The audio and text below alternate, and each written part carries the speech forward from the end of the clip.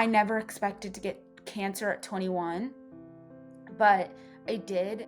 I would go out bald, and like I was very clearly sick. It stopped me from doing a lot of things. A lot of people say, "You're so strong," or "Stay strong, you're gonna be okay." I don't have any other option but to stay strong. I wanted to be treated normal. It's hard being young and having to go through that. The majority of what takes up my mind is like what my future will look like. I had just turned 21, president of my sorority. I was about to be a senior in college. I was a full-time nanny. I had just gotten my phlebotomy license.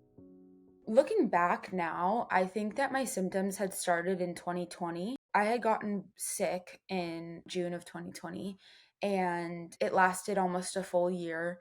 I had gotten like food poisoning, I think, and it just like triggered a whole bunch of symptoms in me.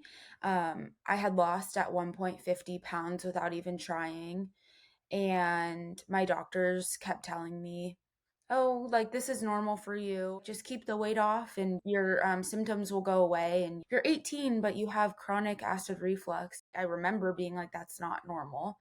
I even had a colonoscopy, and that was completely normal. There was nothing there that they were concerned about. 2023, I think, is when the majority of my symptoms really became present. I had gained almost all of that weight back.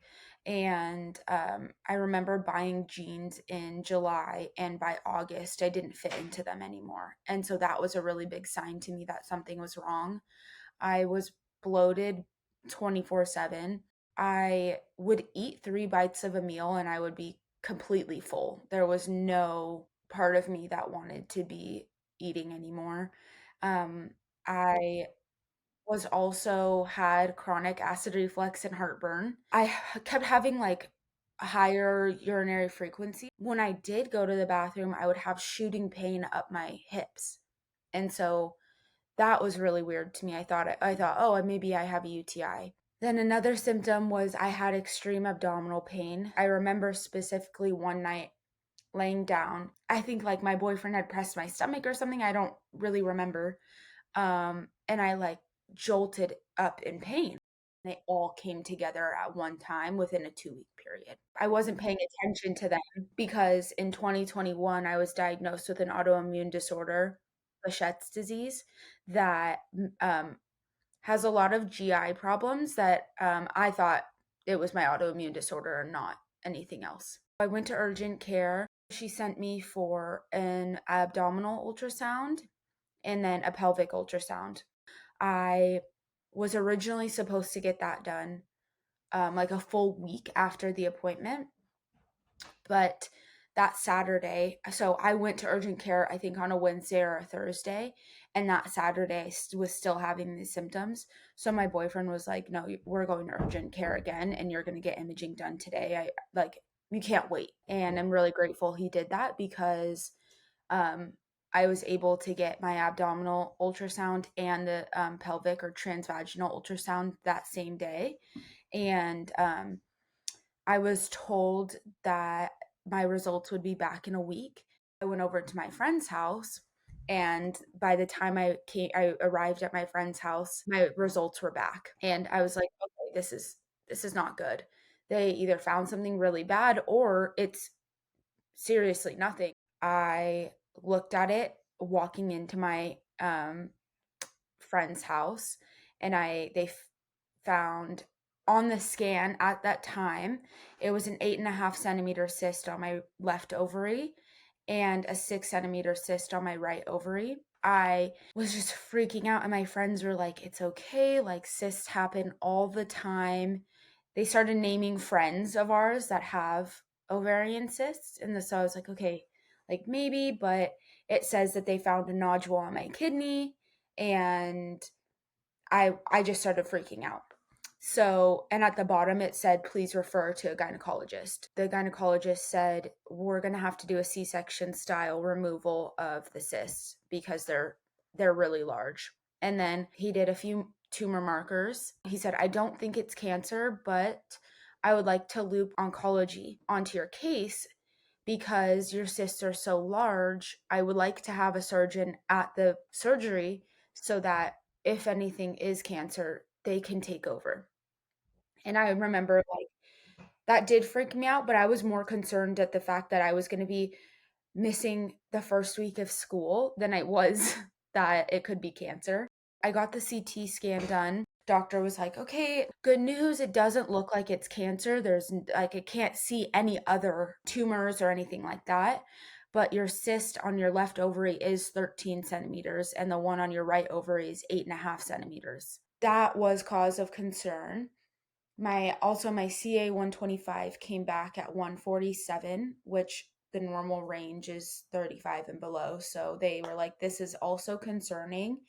But he said the CA 125 test can be elevated for any number of reasons. It doesn't mean you have cancer. So I remember going home and being like, okay, I don't have cancer probably. 8 days later, I had my surgery. I went into surgery with like the understanding that it could be cancer. And when they opened me up, they found tumors everywhere. What she specifically said is it looks like grains of salt or like sand on all of your organs. Everything that she biopsied came back as cancer. And then inside my right ovary, I had a 6 centimeter grade 1 germ cell teratoma, which is another type of ovarian cancer. So I had two types of ovarian cancer at once. It says abnormal and it says malignant metastatic low grade serous carcinoma. I was shocked. Every single biopsy says low grade serous carcinoma. It's everywhere. And so I was like, okay, I just sat there. I'm like, oh my God. And so it was just scary. In that initial surgery, they were able to save my ovaries. They were able to successfully remove the cyst and allow me time to possibly freeze my eggs if I wanted to. My ovaries were both too damaged to successfully freeze eggs, and I didn't feel like the cost of freezing my eggs was worth the outcome. I didn't want to put myself in a position 10 years from now when I decide to have kids to be heartbroken because none of the eggs worked. And so I thought that if I just didn't freeze them or like stopped the idea of it now, that I wouldn't be heartbroken in the future. And so I kind of have like a clear mind going into my future about what my next steps would be. They didn't see any further spread. So the PET scan didn't show anything that they were that concerned about. All areas that they already knew had cancer. So that was my omentum, my colon, my bladder, um, my entire reproductive system, so including my uterus, and then also the cul-de-sac, which is like a tissue right behind the uterus connecting to the colon. My peritoneal wall was covered in cancer as well. That's what put me at stage 3C. So then 5 weeks after my C-section cyst removal, I got a full hysterectomy. They removed my omentum, the lining of my colon, the lining of my bladder, my full reproductive system, so a few lymph nodes, and then my peritoneum as well. There was no cancer in the lymph nodes, and then there was no cancer in the omentum either after the first surgery. So I was D-staged to stage 3A. That kind of was a sign of relief for me, knowing that I was coming out of that surgery tumor free. So I didn't have anything left in my body that they could see. And I also went into that surgery with the possibility of a colon resection, but that didn't need to happen. I was in bed every day. I would say by a week and a half, I was up walking, slow, but walking. It was a really nerve-wracking time because I didn't get my pathology results until 7 or 9 days after the surgery. So I was just anxiously waiting. Recovery was hard because you're using your abdomen, but it's just been cut open. And so it's like, you can't really move. It's uncomfortable. I was stuck in my apartment for almost 2 full weeks because being in the car was too painful and all of that. I remember my surgeon had called me that night and talked me through the steps and what it meant. 6 weeks after my hysterectomy, I had 6 rounds of chemotherapy every 3 weeks. My cancer isn't fully responsive to chemo. So they called chemo for me the icing on the cake. They said that it was just a preventative measure. They just wanted to make sure that they really got everything. And I just finished chemo in April of last year, 2024. I lost all of my hair. My lip is like 3 times the size it usually is because I have ulcers like in my lips. I was nauseous. My taste buds changed. I had extreme joint pain and bone pain to the point where when I would get out of bed, I would like have to hobble because I would always have to wear shoes. I gained 60 pounds from chemo, so I was out of breath all the time, didn't fit into my clothes anymore. I have neuropathy now from chemo. My arms and legs go numb probably a minute into being into certain positions, especially when I'm working out. My arms and legs go numb. I have chemo brain like crazy. Like I cannot I will stop mid sentence because I have no idea where I am, where I was going with that at all. Um and I say things that I don't think ever make sense, but my friends and my family are like, "No, it makes sense." But in my head it doesn't. They allowed my whole family to come back so they could watch me ring the bell, which was awesome. My sisters and my parents had flown up to be there with me. So that was the best. I don't like a whole bunch of attention on me, and so it was kind of awkward for me, but I remember like just being in awe of the fact that I was so excited that I never had to be there again, that I never had to go into that infusion center again. I think it was a surreal moment too, because I think it had finally hit me that I actually went through what I went through. I think the initial diagnosis and knowing how much my life was going to change, that was probably the hardest. Emotionally, the hardest was knowing that no one else in my circle, like no one else in my life was ever going to understand what I was going through to the level that I knew, to the extent that I knew. That's a common discussion within the cancer community, is feeling like your illness is burdening other people and feeling bad that you are having to take away from, like, having to ask for so much, or at least that's how I felt. I felt bad having to ask my friends to accommodate me all the time.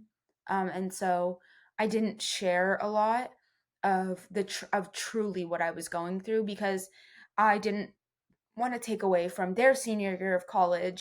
That was the hardest part, is having to miss out on things because I was sick, or knowing that my body couldn't handle it. My self-confidence and my image decreased a lot, and so that really worried me. That really stuck with me, and so that was really hard to get myself to do things and try to stay normal, I guess, or feel normal, because I didn't like the way that I looked. And I also didn't want people to like pity me because I was sick.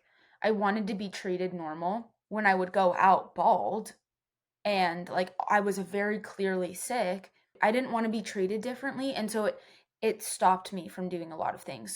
I specifically have a text message that one of my sister's best friends, who's like, she's like a little sister to me, had sent me when I was first diagnosed. Basically, along the lines of like, it's okay to not be okay, and it's okay to be angry about this, and I'm going to support you in being angry. That to me meant a lot because oftentimes you don't know what to say when somebody gets cancer. It is like it's such an uncomfortable situation to address. But a lot of people say, "You're so strong," or "Stay strong, you're going to be okay." And to me, I didn't like that because I'm like, I don't have any other option but to stay strong. So knowing that somebody acknowledged that this situation wasn't okay, that they knew I wasn't okay, and they supported me in whatever feelings I was feeling, meant a lot to me. And I appreciated all of the support I got.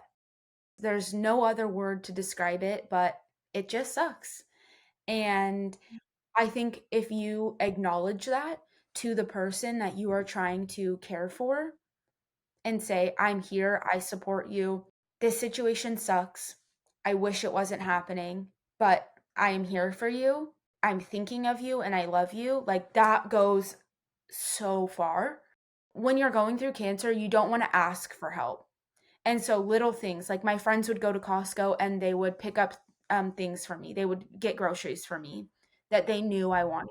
One of my best friends got me a blanket and just wanted to sit on the couch and watch movies with me when I came home.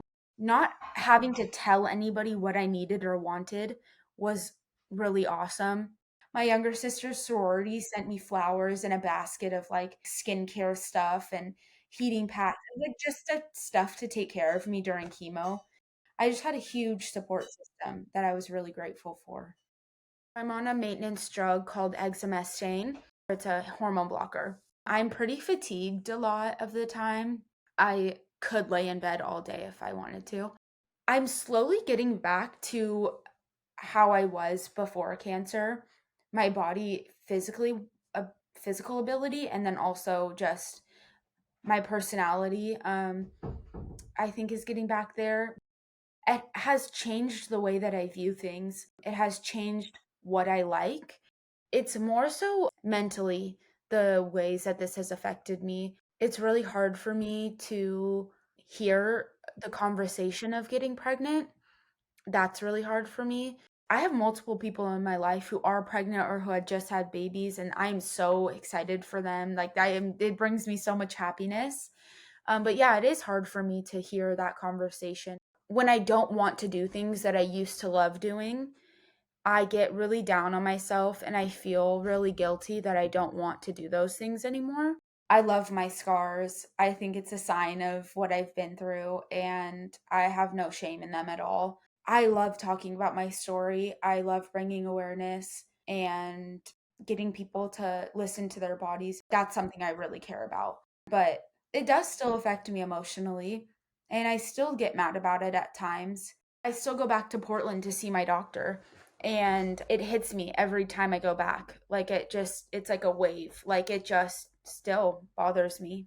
I just want to experience things now. I recently got back from Colorado with my friends, and I think in the past I might have said no because of work, like not wanting to miss work, but I went and I had so much fun, and I am so glad I said yes. So I've been trying to say yes to more things. And it also means like pursuing my dreams and goals and not waiting anymore for those things and like living on my timeline. I think in the past I would have not done things because I was worried that people in my life were not on the same timeline as me, but like now I'm like, who cares? That's life. Anything could happen to you in life. And I never expected to get cancer at 21, but I did. And so all I can do is try to take control over my life again.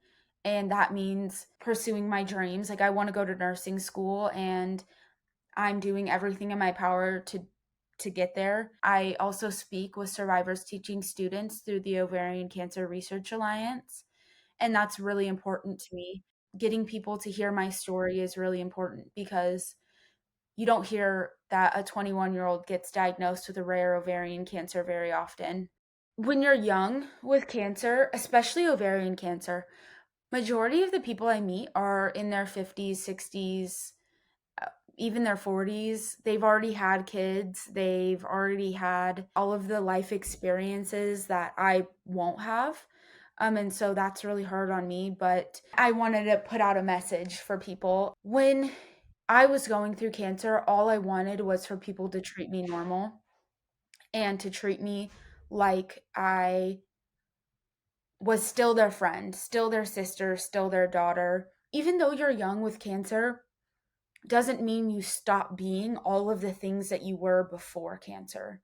My friend said to me, we didn't want to burden you with what we were going through because you were already going through enough. But I would have loved to hear that. I would have loved to hear what they were going through because it would have made me feel normal in a way.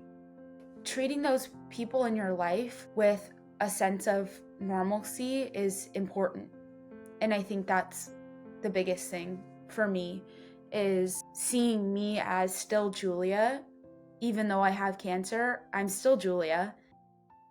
Thanks for watching. If you were moved by this video, we invite you to continue by watching this video here on your screen. Also, please subscribe to the Patient Story right here so you can stay up to date on our videos. Our goal is to help humanize cancer and help you feel less alone.